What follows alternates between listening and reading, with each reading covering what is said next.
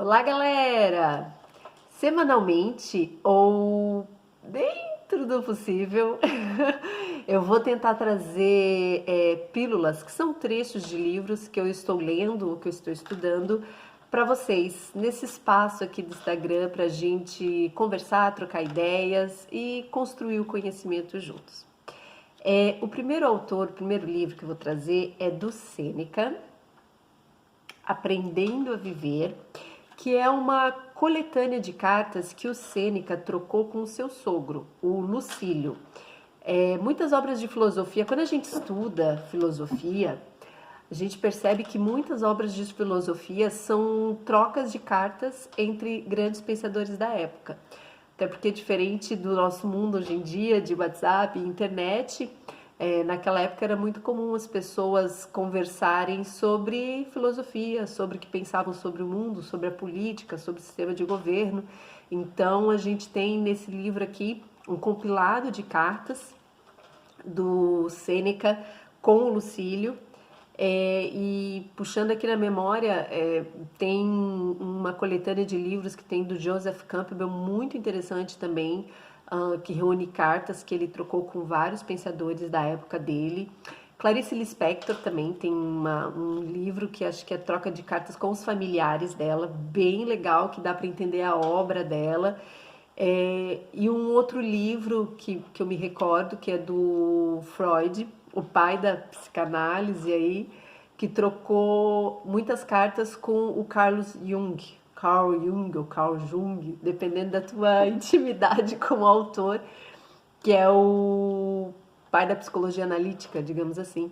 E é um dos livros mais famosos que tem de troca entre pensadores da época, até eles eram amigos e depois o Freud magoou e não quis mais ser amigo do Jung, que não quis seguir aí o pensamento do Sigmund Freud. Mas então é muito comum, é uma leitura que eu acho legal de livros, algumas recomendações então já fiz aí, de autores que trocam, de autores e personalidades que trocaram cartas entre si. E falando um pouquinho sobre o Sêneca ele é considerado um dos pais da filosofia estoica, uma filosofia que eu gosto muito, né? Ele foi um filósofo, advogado, escritor, inclusive ele foi conselheiro do Nero, do imperador Nero, que depois virou imperador do Nero, foi tutor do Nero quando Nero era criança. É uma história bem interessante, assim, do Sêneca. E depois, inclusive, sendo conselheiro do imperador, tinha um cargo bem importante, tinha muita influência no governo. E depois, inclusive, teve uma morte terrível também pelo Nero, pelo seu tutor.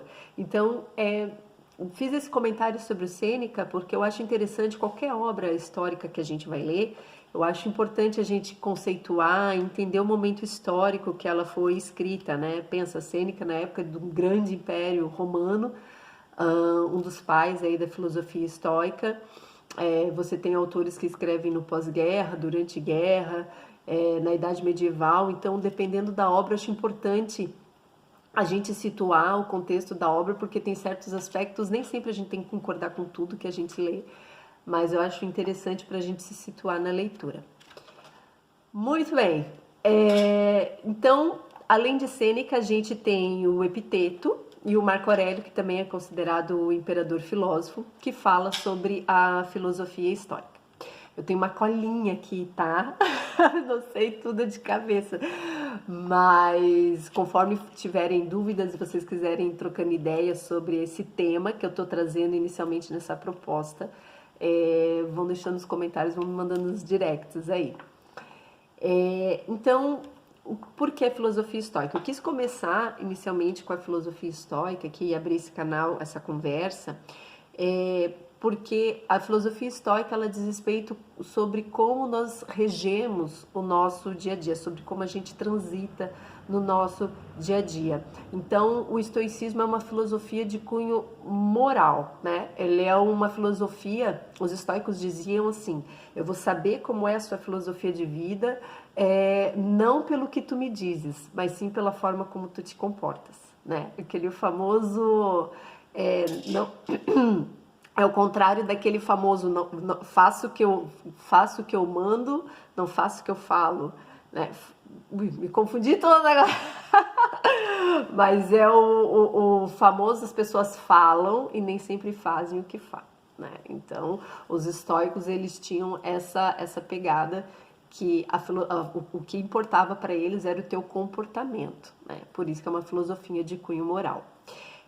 E o que é a base do estoicismo? Eu não sou uma professora de filosofia, estou aqui colocando o meu entendimento do que eu estudo a respeito. Mas o objetivo e que me atraiu, que eu acho bacana a gente conversar sobre, é que o estoicismo ele fala sobre o controle de si mesmo, o controle das suas emoções, dos pensamentos, né? Então ele fala desse controle que se a gente não tiver controle nem sobre isso, como é que a gente vai conseguir controlar as nossas atitudes, né? Então refletindo um pouquinho sobre isso. Muitos dos problemas que a gente tem no dia a dia é devido a essa falta de controle, né? Muita gente fala assim, eu não consigo estudar, eu não consigo praticar beach tênis a quantidade de vezes que eu queria, eu não conseguiria ter um planejamento, ou seja, que as pessoas estão dizendo, eu não consigo ter um foco, não consigo ter um foco. E muitas vezes isso acontece por quê? Por exemplo, começou a semana, vou lá, vou ter meu planejamento, sento para estudar. Daí eu sento para estudar, eu lembro que eu tô com fome, eu lembro que eu tenho que mandar uma mensagem de WhatsApp para alguém que de repente não era importante, mas daí se tornou muito importante. Para quem faz home office, lembra que tem que arrumar sei lá o que da casa. Ou seja, tudo é importante, tudo manda em mim, menos a minha vontade de estudar, de sentar e focar, né? Ou seja, eu não tenho controle das minhas emoções, das minhas ações, dos meus pensamentos, porque todo o resto, todo o exterior manda em mim, mas eu não mando em mim próprio, né? Não mando em mim mesmo. Então, é bem interessante e o estoico fala muito sobre isso, a filosofia estoica, ela fala muito sobre isso. E eu acho interessante que as pessoas falam assim, eu não tenho um controle, não consigo focar no meu trabalho, não sou uma pessoa muito produtiva, mas é difícil, o controle de si mesmo, ele começa nas pequenas coisas, né? Não ficar postergando 5 minutinhos do despertador do celular, acordar na hora certa, chegar no horário no trabalho, né? São nas pequenas coisas, nos pequenos hábitos diários que vão se tornar rotinas e que vão se tornar hábitos. Então, são no controle das pequenas coisas, passa desde o mental, do operacional, é que a gente consegue ter um controle melhor e maior da nossa vida. Então, o estoicismo ele fala principalmente sobre isso, como eu devo me posicionar, como eu devo pensar, como eu devo estar na vida acerca das coisas, para que chegue na hora que eu tenho que agir, eu aja de uma forma correta, eu aja de uma forma de acordo com a filosofia moral deles, né? Então, que eu tenho controle da minha vida. Não é aquele famoso deixa a vida me levar, é aquele vida você tá indo, mas peraí que eu controlo, né? Não é bem assim. Então, entrando no livro, eu fiz essa breve introdução. Esse livro eu vou, quando puder, vou estar aqui falando de alguns trechinhos dele, são capítulos pequenos. O capítulo que eu selecionei, por exemplo, é 1,5 páginas. É claro, um pequeno livro, mas com um grande conteúdo, né? Não quero ser piegas, mas é isso aí. É um livro que dá trabalho de estudar, exige muito da gente, intelectualmente, que a gente saia de certas amarras, né? Se desprender de certas amarras. Mas é um livro que eu recomendo, acho fantástico. Então é um livro que eu vou estar aqui postando volta e meia sobre ele em maio e junho. Eu só queria, antes de começar a falar, sem mais delongas, dar um pequeno aviso que é sobre um dos aspectos do estoicismo. Às vezes quem não está um pouco familiarizado, e é por isso que eu falei anteriormente para quem quiser pesquisar um pouquinho sobre o estoicismo, sobre Sêneca e sobre esses 3 principais filósofos e sobre outros também que tem do estoicismo, mas é porque o estoicismo, às vezes as pessoas confundem e se surpreendem porque eles falam muito sobre a morte. E eu sei que a morte ela é um tema que é um tabu para muitas pessoas, mas eles não querem nos dizer que é a morte no sentido da morte mesmo. Está querendo dizer que a morte no sentido de que ela nos ronda o tempo todo e que o tempo que nós temos ele é finito, ele é escasso, né? E que nós não temos todo o tempo do mundo como a gente costuma achar. Então, é nesse sentido, assim, que, por exemplo, o dia que passou, o dia que foi, o dia de ontem, é um dia que passou, morreu, não tem como recuperar, né? O que a gente tem é o agora. É o famoso aquele, hoje eu vou fazer, eu tô com preguiça, eu vou deixar para amanhã. Ok, você deixa para amanhã, mas o hoje, que agora está no passado, né? O ontem, no caso, já foi. E o tempo que tu tinha ontem para fazer alguma coisa a respeito disso, ele morreu. Então, e morreu literalmente, porque o tempo que já foi não pertence mais a nós. Então é a morte que eles querem dizer é no sentido dela ser uma ótima conselheira e que ela não deve ser temida, né? Porque a morte nos ensina a morte das coisas, o ciclo da vida, a própria morte do tempo. E eles estão sempre nos falando, o tempo está passando e nós precisamos ter uma conduta moral, nós precisamos ter uma postura diante da vida ativa e não passiva para que as coisas aconteçam e não ficar esperando, né? Que as coisas aconteçam. Então, o primeiro texto que eu separei dele aqui, até o primeiro capítulo, que eu acho bem a calhar, bem pertinente no momento que a gente vive. Ele fala sobre a economia do tempo. Então, ele vai falar de várias formas que a gente perde tempo. E eu gosto que ele tem um trecho que ele começa falando assim, ele falando para Lucílio, né? Nas cartas sempre começa assim, Sêneca saúda o amigo, Lucílio, seu sogro. Quem pode ter um sogro como amigo, que beleza, que maravilha. Ele coloca assim, convence-te de quem é assim como te escrevo. Certos momentos nos são tomados, outros nos são furtados, e outros ainda se perdem no vento. Mas a coisa mais lamentável é perder tempo por negligência. Então, o que ele está falando aqui? Que a gente perde tempo de várias formas. E que ele sabe que não é possível ser produtivo o tempo todo. Tanto que ele coloca aqui, a coisa mais lamentável é perder tempo por negligência. Ou seja, o ruim é quando a gente sabe que não pode perder tempo, mas a gente perde, posterga, fica adiando, né? Então isso é demasiadamente triste mesmo quando você tem a consciência. Aí já é considerado para o estoicismo negligência. E depois, mais além, no outro trecho que eu separei, ele coloca assim, então dito isso, depois desse tapinha leve, esse tapa leve de pelica, ele coloca assim, eu vou te dar uma dica, né? Ele fala, eu vou te dar um conselho, então. Meu caro Lucílio, aproveita todas as horas, serás menos dependente do amanhã, se te lançares ao presente. Enquanto adiamos a vida, se vai. Enquanto adiamos a vida, se vai. Então aqui ele coloca, né? Aproveita todas as horas que não serás tão dependente do amanhã. É aquele famoso que a gente fica adiando os nossos planos, fica adiando os nossos projetos, fica adiando qualquer coisa que seja importante para nós, porque a gente acha que uma hora vai dar tempo, né? Então é aquilo que ele coloca, assim, não vamos ficar adiando, porque uma hora o tempo se esvai, né? Aqui é uma reflexão que eu acho interessante a gente fazer, que é que o tempo vai passando e muitas pessoas vão adiando projetos, né? Eu mesma, quantas vezes na minha vida adiei projetos, adiei planos que eu queria fazer, não pelo fato de não ter tempo para fazê-los, mas porque a gente vai postergando, a gente acha que tem tempo, e eu acho que entra essa ideia muito errada da nossa sociedade, que a gente acha que a gente recupera o tempo. Tem até frase, tem até músicas que falam, né? Vamos recuperar o tempo perdido. Mas todo ser humano quando nasce, né? A gente nasce, cresce, morre. Mas todo ser humano quando nasce, independente do lugar que você nasce, independente da tua cor, independente do teu gênero, todo mundo tem 24 horas por dia, né? É um tempo, eu acho que é a coisa mais distribuída de forma mais justa que tem no mundo é o tempo. Não estou falando de meritocracia e outras coisas, né? Mas o tempo, se você tem o tempo de aproveitá-lo, de fazer algo ali, e não o faz, aquele tempo, que é o que ele estava falando antes, ele se foi, se perdeu, você não vai recuperar. E a gente tem essa tendência a achar que a gente vai conseguir recuperar esse tempo depois. O tempo vai passando, e a idade vai chegando. E quando a gente vê, a gente às vezes não tem mais a disposição para fazer o que a gente acha que deve fazer, os nossos projetos.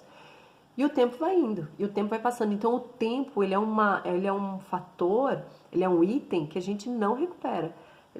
Dinheiro a gente recupera, o peso na balança a gente recupera, a gente perde, recupera. Agora o tempo é muito difícil, a gente não recupera. É um ativo que a gente não recupera. Então por isso que ele fala aqui, né? Serás menos dependente do amanhã se te lançares ao presente. O budismo fala muito sobre isso também, né? Estar no tempo presente, estar consciente quando tá comendo, come, presta atenção na comida. Quando tá jogando beach, quando tá treinando, presta atenção no professor, não fica viajando lá, né? Fica pensando na borda da bezerra. Então, estar no momento presente. Quando você vai fazer um projeto, né? Fica ali, foca no teu projeto, mas não, a gente tem mania, aquele questão do controle de si mesmo. Daí tá no projeto, mas daí tá pensando que eu chego em casa tem que fazer não sei o quê, tem que fazer não sei o quê, não sei. Né? Então, o tempo que você podia estar focado, você perdeu pensando em outra coisa. Quantas pessoas que falam, se eu estivesse em casa, faria tal coisa e está lá no trabalho. Daí, quando está no trabalho, se eu estivesse em casa, está desperdiçando o tempo presente. Né? Então, é o que o Sêneca fala também. Enquanto adiamos, aqui falei um pouco da perca do tempo e enquanto adiamos os projetos, as coisas que nós temos que fazer, o tempo vai se esvaindo. Tem um outro trecho aqui que ele fala que eu achei interessante. O Sêneca, várias vezes no livro, em um outro livro que eu li dele também, ele fala, né? Porque assim, uma coisa é você ser filósofo, você tem uma proposta de como deve ser. Outra coisa é você realmente conseguir ser. São coisas diferentes, né? Uma coisa é eu proponho tal coisa, eu estou filosofando que isso seria o ideal. Outra coisa é eu realmente conseguir ser este ideal. O Sêneca, ele coloca que ele também, muitas vezes, ele perde tempo. Ele assume a sua parcela de culpa. Ou seja, o filósofo é um ser em construção. Ele também está buscando essa construção de ser um ser humano mais consciente, mais presente. Então ele coloca aqui, falando para o Lucílio: tenho consciência de que vivo de modo requintado, porém cuidadoso. Não posso dizer que não perco nada, mas posso dizer o que perco, o porquê e como. E te darei as razões pelas quais me considero miserável. Então, a diferença aqui é que o Sêneca, ele sabe se quando ele perde tempo, o porquê ele perde tempo e como. Então, aqui a gente já tem um nível de consciência sobre as coisas. Não é que a vida está me levando e eu não sei o que está acontecendo, não estou dando conta. Não, ele sabe que o tempo é finito e ele tem uma consciência sobre as coisas. Né? Sobre como e quando ele está perdendo o tempo que ele poderia não estar perdendo. E aqui ele diz: te darei as razões pelas quais me considero miserável. Miserável aqui não é no sentido de ficar... miserável, eu entendo aqui que é no sentido de ficar pobre pelo mau uso do tempo. É nesse sentido. Né? Te darei as razões pelas quais me considero miserável. Ou seja, é aquele tal da negligência. Né? Eu sei porque eu estou sendo negligente, eu sei porque em certos momentos eu estou sendo negligente. Então, ele considera miserável quem faz mau uso do tempo. Ele se considera um miserável por fazer mau uso do tempo, que ele está ficando pobre, miserável no sentido de pobre, porque ele está se esvaindo com relação ao tempo que ele tem disponível, né? Afinal, o seu tempo estava acabando. Se eu não me engano, posso estar bem equivocada, mas eu acho que o Sêneca escreveu essas cartas quando ele estava no exílio. Ele ficou um tempo exilado. Uma época lá deu um chabu no Império Romano, lá ele picou a mula. Acho que era uma época que veio Calígula e depois Nero. Era uma época que o Calígula, aquele malucão lá, estava passando a foice um monte de filósofo, e o Sêneca foi um dos que conseguiu salvar, foi para o exílio, ficou um tempão lá, depois ele voltou com o Nero, que ele foi tutor do Nero. Acho que foi a mãe ou a tia de Nero que chamou ele, daí ele foi tutor. E ele tem muitas da grande produtividade dele é quando ele estava em exílio, né? Então aqui ele já estava, creio que ele já estava com uma idade avançada e refletindo sobre essa questão do tempo, já estava muito mais consciente sobre essa necessidade, né, de estarmos conscientes, transitando neste mundo de forma consciente. E finalizando, sem mais delongas, ele tem um ditado final que eu achei bem interessante. Ele coloca assim: veja bem, é tarde para poupar quando só resta o fundo da garrafa. E o que sobra é muito pouco. Ele sempre termina as cartas assim: passa bem. Então, repetindo, é tarde para poupar quando só resta o fundo da garrafa. E o que sobra é muito pouco. Passa bem. Passe bem depois dessa reflexão, né, Lucílio? Para o sogro dele. Ou seja, não adianta querer resolver as questões do tempo quando não tiver mais tempo. Porque quando fizer isso vai ficar com uma garrafa vazia, porque vai faltar pouquíssimo tempo, né? Então resolvam as coisas enquanto é tempo, né? Parece, eu sei que é fácil falar, difícil fazer, mas o importante é o quê? Criar consciência, ter o controle de si mesmo. E isso a gente faz construindo pouco a pouco, tijolinho por tijolinho. Tem uma filósofa, uma professora que eu adoro, a Lucilena, que ela fala, sem pressa e sem pausa. O importante é a gente continuar sem pausa, cada um no seu ritmo. Tá bom? Espero que vocês tenham gostado. Um beijo!